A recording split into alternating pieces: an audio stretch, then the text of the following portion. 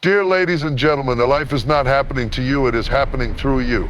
But most people are not living, they are merely surviving, carrying the same burdens day after day, wondering why change never comes.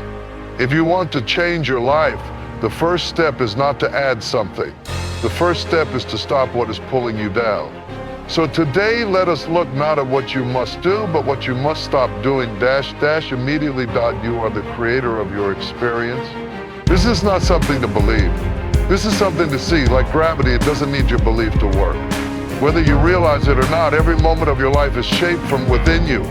How you perceive something, how you respond to it, how long you carry it in your mind, it's all happening in the inner space of your being. Most people spend their entire lives reacting to the world, convinced that life is happening to them. But life is not a set of events, it is a series of experiences. The same event can be bliss for one, a burden for another. Two people can go through the same situation, yet one comes out wiser and the other bitter. So clearly it is not the situation, it is how one holds it inside. The way you feel right now, your emotions, your thoughts, your tension, your joy, all this is being generated inside of you. The outside may trigger it, yes. Someone may say something pleasant or pleasant. A situation may be favorable or challenging. But the way you process it, the way it becomes an experience, that alchemy is happening in your inner laboratory. So if all human experience happens within, shouldn't you at least be the one managing it? But look at the way people live. A simple word from someone can ruin their entire day. A traffic jam, a late reply, a negative comment, this is enough to turn them upside down.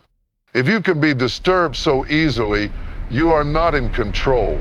You are a puppet, every string pulled by someone or something outside of you. And as long as the world is holding the strings, peace will always be accidental, joy will always be rare, and stability will be just a hope.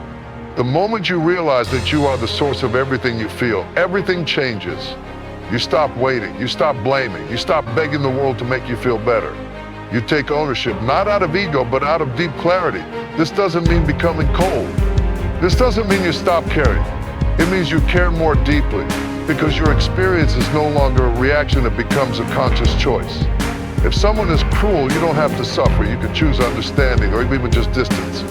If someone is kind, you can receive that kindness without becoming dependent on it. You start living in freedom, not in emotional bondage. To be the creator of your experience doesn't mean you control everything outside.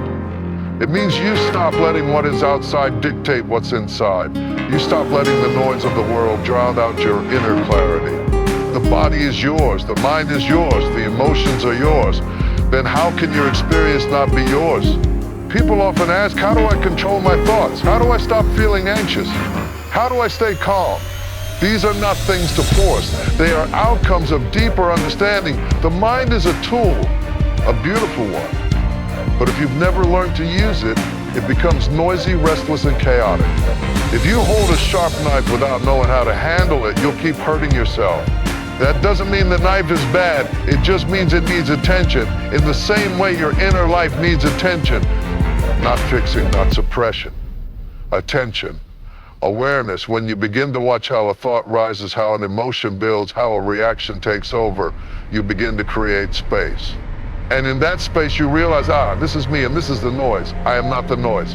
From that place you begin to steer your life. Not like a rigid captain holding the wheel too tight, but like a skilled navigator who flows with the currents but never loses direction.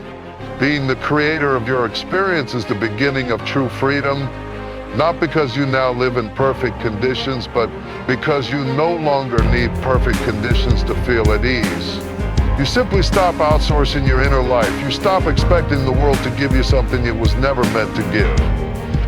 The world can offer moments, people, places, situations, but your experience of all of that is still you. There is immense strength in this knowing, not the kind that makes you dominate others, but the kind that makes you immune to chaos, soft in the face of hate, still in the middle of noise. A quiet power, a grounded presence, a steady flame that no wind can blow out. You are not here to be a victim of circumstances. You are not here to react endlessly, to live on autopilot, to ride the highs and drown in the lows.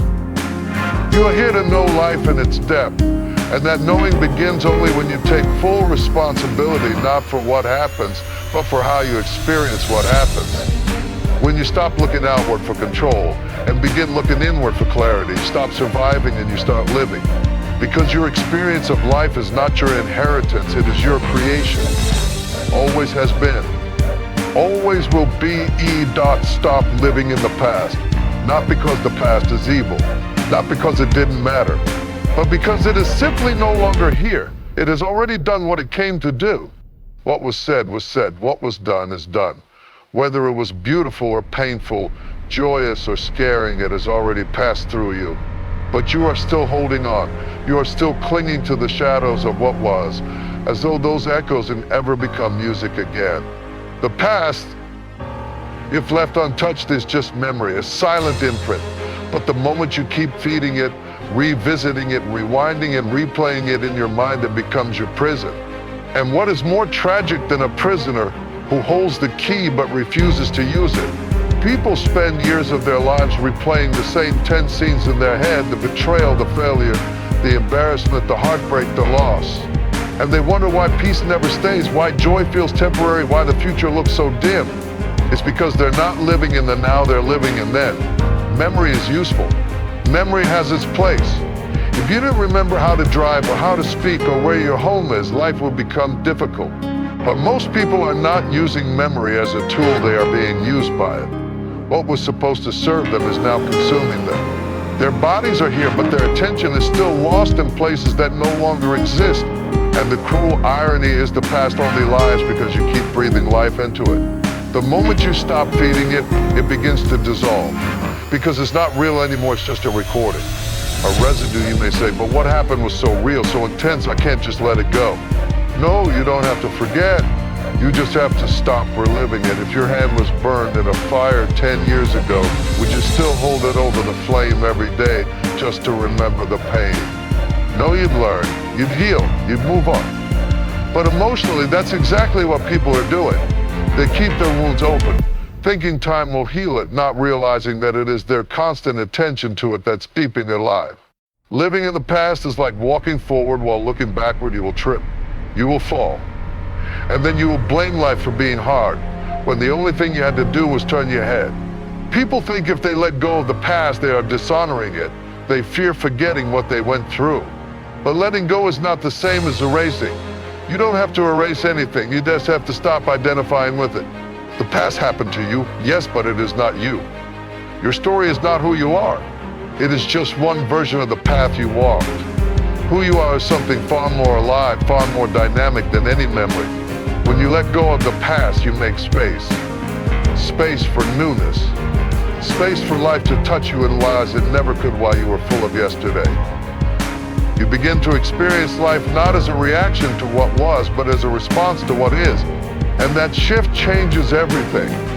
Most people are haunted by regrets, things they should have done, words they should have spoken, chances they missed. But regret is nothing but memory sharpened by emotion. It is the same old seed with a new commentary added by your present mind. But that commentary isn't truth, it's just your suffering masquerading as wisdom. Let it go. Others are trapped in nostalgia.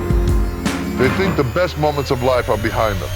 They idealize the past and compare everything now to a golden time that can never return. But nostalgia is not memory, it's filtered memory. You are not remembering the truth. You are remembering what you want to remember. And that too becomes a barrier to the present. In both regret and nostalgia, the common thread is this: you are not fully here. And until you are here fully emotionally, mentally, energetically, you will not know the richness of now.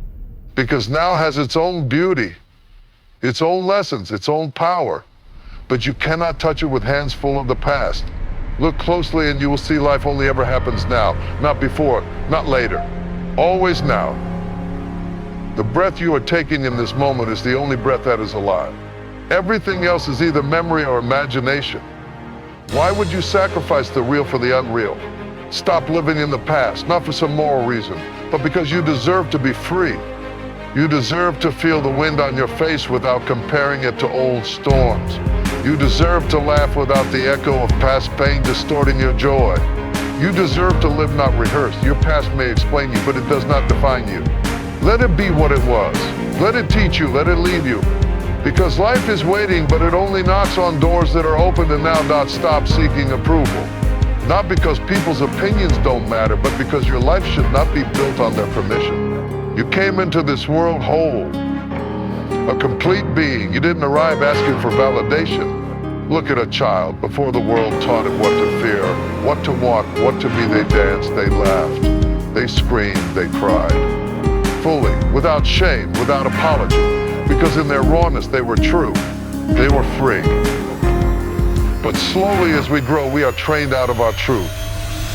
Don't say that, people will laugh. Don't wear that, what will they think? Don't do that, it's not proper.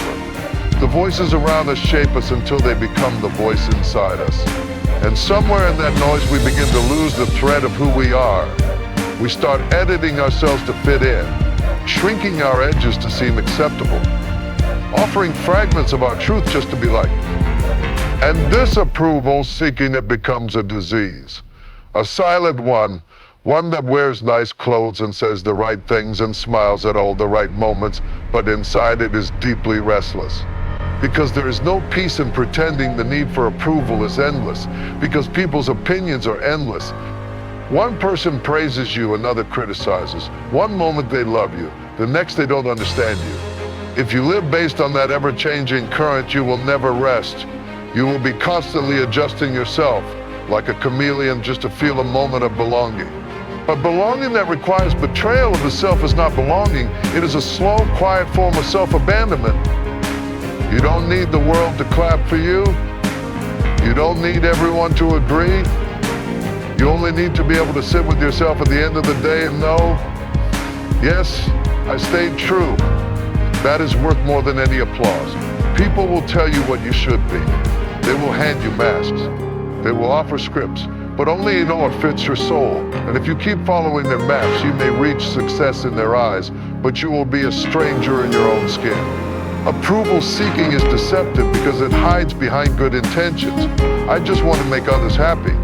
I don't want to cause conflict. But if making others happy requires making yourself miserable, it is not kindness, it is fear. If avoiding conflict requires you to silence your truth, it is not maturity, it is self-erasure.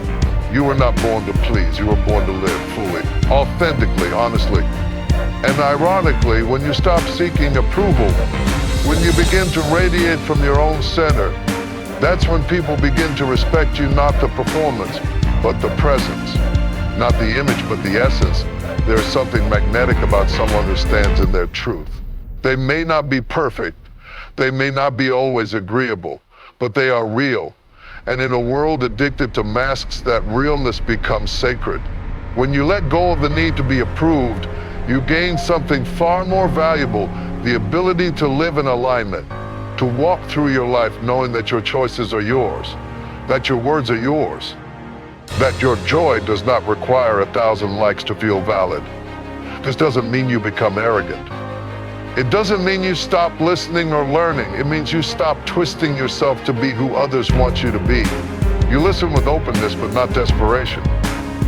You care, but you are not controlled. You learn, but you don't lose yourself in the process. Approval is sweet. Yes, everyone enjoys being seen, being appreciated. But the moment it becomes necessary for your self-worth, you are in trouble. You have handed your peace to others, and now you must beg for it moment by moment. Stop. You are not here to convince people of your value. You are here to express it. And expression doesn't ask for permission. A flower does not bloom hoping the bees will like it. It blooms because it is its nature to bloom. So be like that. Live like that. Stand rooted in who you are and allow the right ones to find you. Those who resonate with your truth will come not because you begged for them, but because you became visible to them through your authenticity. Let them misunderstand you. Let them disapprove. Let them judge if they must. Their opinions will pass. But the relationship you have with yourself, that is what you carry to your last breath. When you are finally free from the need for approval, you won't feel smaller, you'll feel infinite. Because the walls that once held you in will vanish, and in their place will be space. Space to breathe, to speak, to live. Not for applause, not for acceptance, just for the sheer joy of being true. And that is more than enough. As she sat watching the world go by, something caught her eye. It wasn't so much its color or shape, but the way it was moving. She squinted to see if she could better understand what it was and where it was going, but it didn't help. Ash stopped waiting for the right time. There is no such thing. The right time is an illusion the mind creates to justify fear, hesitation, and resistance. It is a comfortable story we tell ourselves, not now, maybe later, when I'm ready.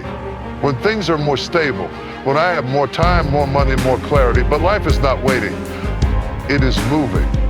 Moment by moment, breath by breath, while you wait for perfection, life continues imperfectly and yet beautifully without you in it. People say, I'll start when I feel confident, but confidence does not appear before action.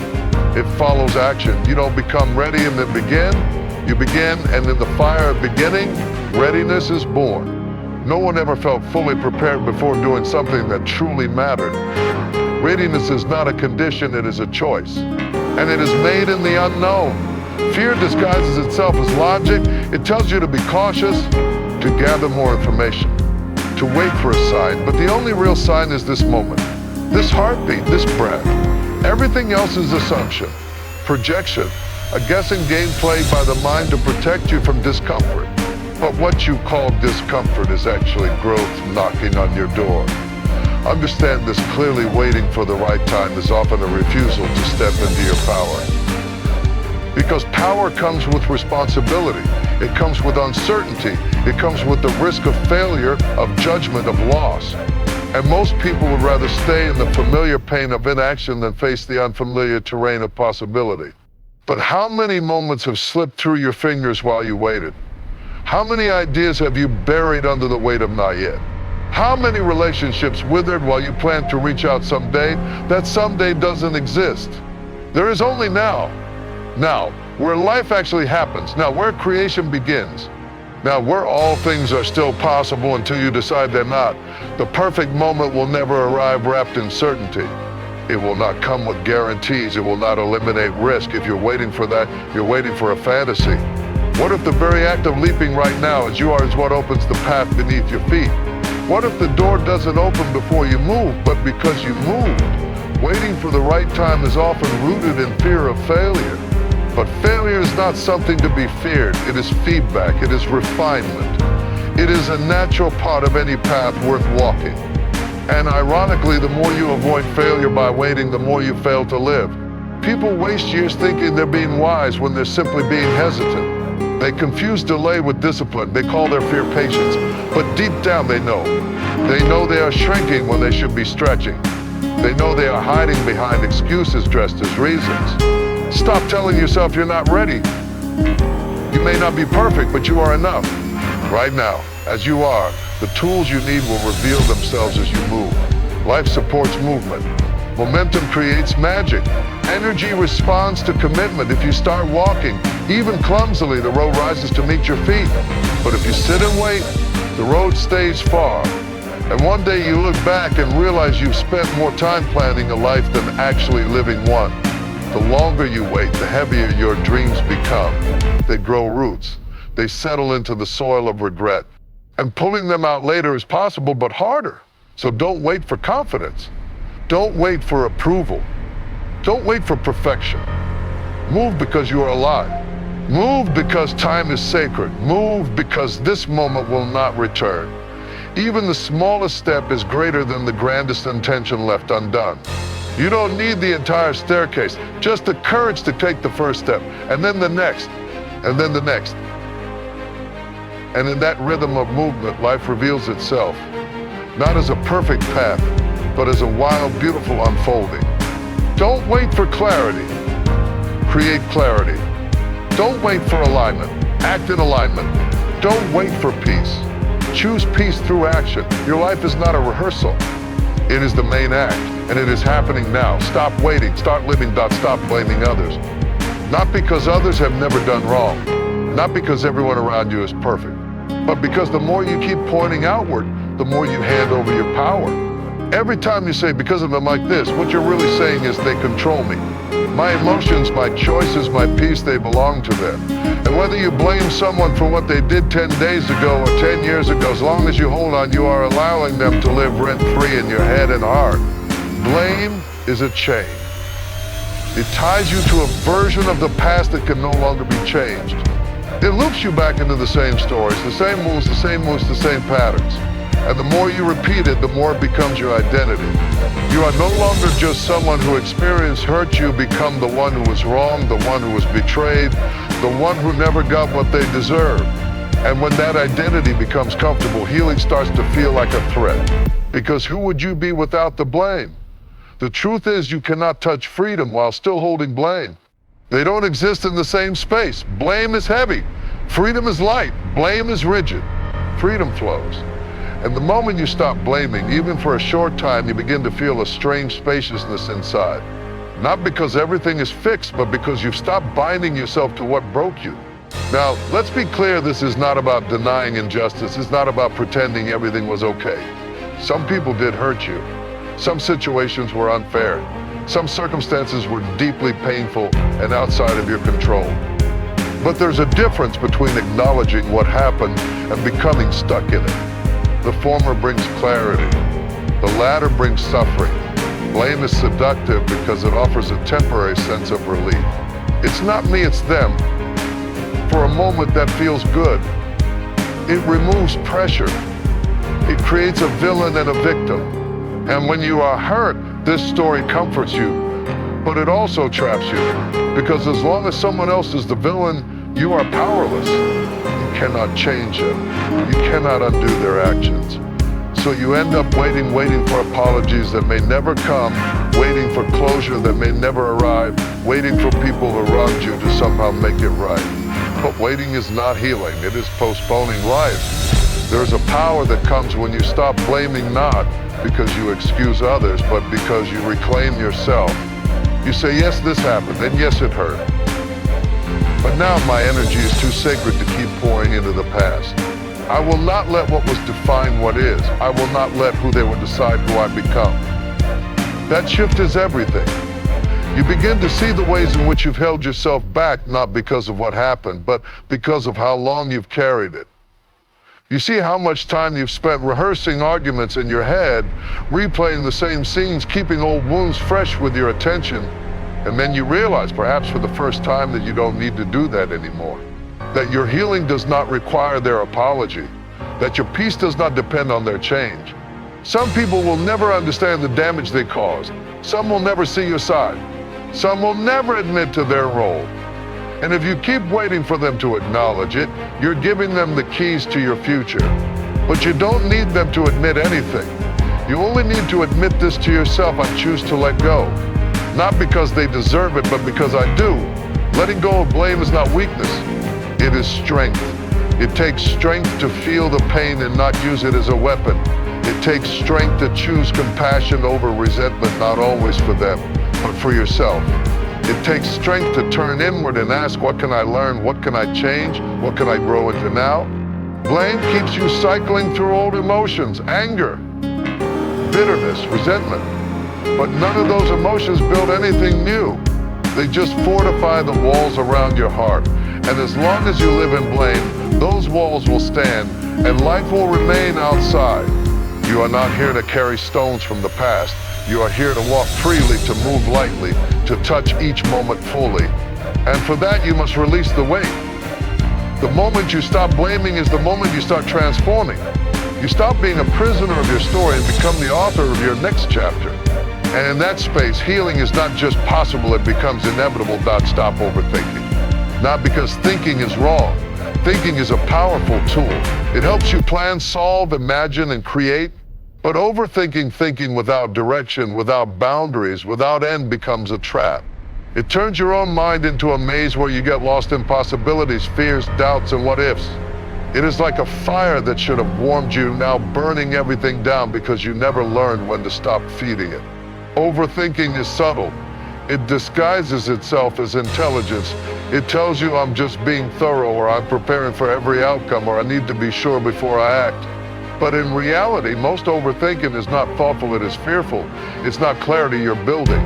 It's confusion. It's not safety you're gaining. It's paralysis. The mind loves to spin. It thrives on motion. Give it one small problem and it can create a storm. It will bring up your past mistakes, your imagined future disasters, and every scenario in which things might go wrong. And when you feed it with more attention, the storm grows stronger. Eventually, you become so tangled in your own thoughts that you stop moving. You become afraid to speak, to act, to decide, because what if it's the wrong choice? What if things don't work out? What if others judge? What if you regret it? And so nothing happens. You stay stuck. But here's the truth, most of your suffering does not come from what actually happens. It comes from your thoughts about what might happen. The pain is not in the event, it's in the mental movie you play on loop. A movie made of assumptions, expectations, and imagined outcomes, and yet you believe it's real. You forget that your thoughts are not facts, that your fears are not prophecy. Thinking is a tool. But overthinking turns the tool against you. You begin to second guess your intuition. You start distrusting your own feelings. You analyze every word you said, every expression you saw on someone's face, every tiny detail, and try to extract meaning where there is none. It becomes exhausting, it drains your energy, it disconnects you from the present. It replaces being with analyzing, experiencing with dissecting. And what's worse, overthinking rarely leads to action. It leads to more thinking. One question answered gives birth to 3 more. One fear quieted gives rise to 5 others. And still, the day passes, the opportunity fades, and you remain frozen. You can't live like that. Life isn't meant to be figured out entirely before you participate in it. You cannot solve your way into certainty. You cannot think your way into peace. At some point, you have to trust, not blindly, not recklessly, but enough to move. Enough to take one step. Enough to realize that clarity comes after movement, not before it. Overthinking is also a form of control. The mind believes if I think enough, I can avoid all pain. I can eliminate every risk, I can be sure. But this is a lie. Pain will come. Risk is part of life. Uncertainty is woven into every path. And the sooner you accept that, the sooner your mind can rest.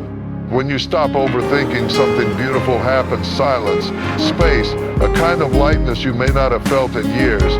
You start seeing things as they are, not through the fog of mental noise. You feel the moment more fully. You begin to trust that you don't need all the answers to live well, that some things are figured out while doing, not before doing. So how do you stop overthinking? First, become aware of it. Notice when your mind is looping, when you're stuck in indecision, when one simple thought turns into a web of anxiety. Don't fight it, just observe it. Second, bring yourself back to the present. Use your breath, use your body, touch something, move. Interrupt the mind with a moment of reality. Third act, make the call. Say the thing, try the idea, even if you're uncertain. Even if your mind protests, because action breaks the cycle. Action ends the loop. And with every action, your mind learns that you don't need to think everything to death. You can trust, even in small steps. Lastly, be kind to yourself. The habit of overthinking didn't start yesterday. It's been building for years, shaped by fear, taught by the world. So undo it gently, patiently. Every time you return to the moment, every time you choose action over rumination, you are healing. Your mind is a powerful ally, but it is not meant to be your master. Use it when needed. Quiet it when not. Don't let it run wild and call it wisdom. You don't need to have it all figured out. You don't need to solve life before living it. You just need to begin right here, right now, without waiting for every thought to approve. And in that simple act of presence, peace returns. Don't stop comparing yourself to others. Comparison is one of the most silent yet destructive habits the mind can develop. It is rarely loud, rarely dramatic, but it gnaws at your confidence, your joy, and your sense of worth like a slow drip of poison. It begins subtly. You scroll, you observe, you notice someone doing something better, looking a certain way, achieving something you haven't. And before you even realize it, your energy shifts. What was once a good day becomes heavy. Your progress starts to feel small. Your happiness starts to feel unearned. Not because anything changed in your reality, but because you let someone else's highlight reel rewrite the story of your life. Comparison creates a distorted lens. You don't see others clearly, and you don't see yourself clearly either. You see only what is visible, the successes, the smiles, the polished outcomes, but not the struggle behind them. You see their mountaintop, not the mountain they climbed. You see their peace, not the storms they walked through. And yet, you weigh your whole being against this filtered fraction of someone else's truth. But how can you measure something so unique as a human life against another? No two journeys are the same. No two timelines are identical. You didn't come here to live someone else's story. You came here to walk yours fully, to uncover what is yours to live, to learn, to love. And that means your pace, your shape, your style, your success, it will all look different. And it should. There is a kind of violence in comparison, a violence against your own spirit. Every time you look at someone else and feel less than, you are forgetting the miracle of your own existence. You are turning away from your own path to stare at theirs, and the more you do that, the more lost you become. Comparison breeds jealousy, resentment. It turns admiration into self-hate. It turns possibility into pressure. You stop enjoying the process because now it's not about becoming, you're chasing a ghost, a version of life that was never meant to be yours. And in that chase, you lose the beauty of your own becoming. And ironically, when you compare yourself, you are often comparing your inner world to someone else's outer image. You know your flaws, your wounds, your battles, but you don't know theirs. You assume they have it easier, or they're more gifted or more supported. But assumption is a dangerous thing. No one is free from struggle. No one escapes growth without pain. Just because someone carries it well does not mean it isn't heavy. There is a freedom that comes when you stop measuring your life against others. A lightness you begin to see yourself again, not through the lens of scarcity, but through the lens of uniqueness. You begin to honor your journey, your timing, your path. You start noticing how far you've come, not how far behind you feel. You begin to celebrate what is real instead of chasing what is idealized. And more importantly, when you stop comparing, you can truly connect. You can look at others and say, what a beautiful journey, without feeling threatened. You can admire without envy.